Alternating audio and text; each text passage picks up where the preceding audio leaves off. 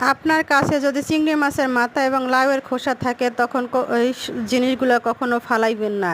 আমি লাউয়ের খোসা এবং চিংড়ি মাছের মাথা দিয়ে লাউয়ের খোসা ভর্তা করলাম, অসাধারণ অনেক মজা হয়েছে। আসসালামু আলাইকুম, সবাই কেমন আছেন? আলহামদুলিল্লাহ আমি আল্লাহর রহমতে অনেক ভালো আছি। আপনাদের জন্য নতুন একটা রেসিপি নিয়ে হয়েছি, লাউয়ের খোসা কিভাবে ভর্তা করে। লাউয়ের খোসাটা প্রথমে কুচাইয়ে সেদ্ধ করে নিয়েছি, তারপর তেলের ভিতরে একটু ভাইজা নিয়েছি। সুন্দর করে তেলের ভিতরে ভাইজা নেবেন, তারপর পেঁয়াজ কুচি, রসুন কুচি, শুকনা মরিচ ভালো করে ভাইজা নেবেন। তারপরে পাটায় চিংড়ি মাছের মাথা এবং ধনিয়া পাতা সুন্দর করে ভাইজা তারপর পাটায় ফিসা ভর্তা করবেন, দেখবেন অসাধারণ একটা ভর্তা হয়ে গেছে।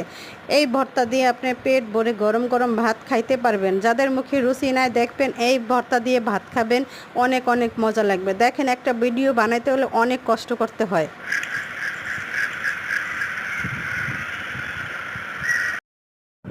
আমি এই কষ্ট করে ভিডিও বানাইতেছি, দেখেন এক হাত দিয়ে মোবাইল ধরছি আর এক হাত দিয়ে ভর্তা বাড়তেছি। এটা কি কখনো সম্ভব বলেন?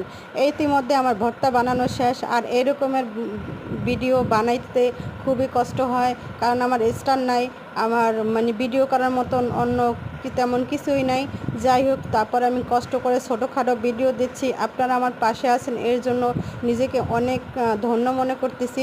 আপনাদের সবাইকে অসংখ্য ধন্যবাদ। এভাবে আমার পাশে থাকবেন,